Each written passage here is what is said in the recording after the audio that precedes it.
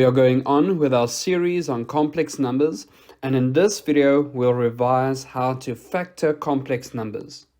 In our first example, we have z squared plus 169. And what we want to do is factor this expression. So that is also equal to z squared plus 13 squared. Now we know from the past that we cannot factorize this. This is not a difference of two squares. But what we can do is rewrite 13 squared. And we can rewrite it as z squared minus 13 squared times I squared, where I is equals to the square root of -1, and therefore I squared is equals to -1.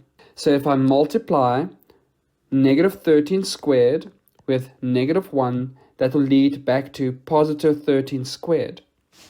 And now we have a difference of two squares.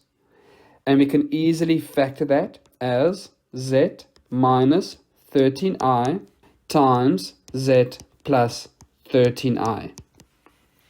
Let us quickly look at another example. So let's say that we have w squared plus 25. That is also equal to w squared plus 5 squared.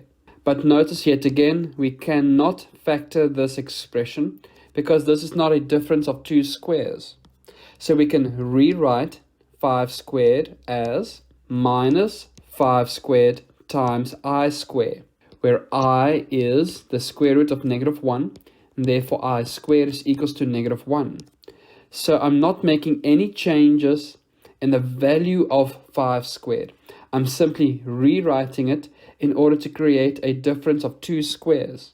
So then, when I factor it, I can factor a difference of two squares, which is w minus 5i times w plus 5i. If you enjoy these video tutorials, please check out our playlist on complex numbers or subscribe to the channel for more video tutorials.